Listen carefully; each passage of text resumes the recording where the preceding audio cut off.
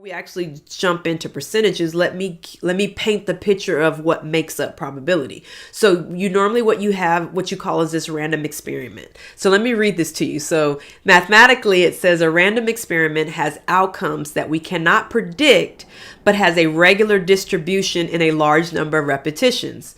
What does that even mean, right?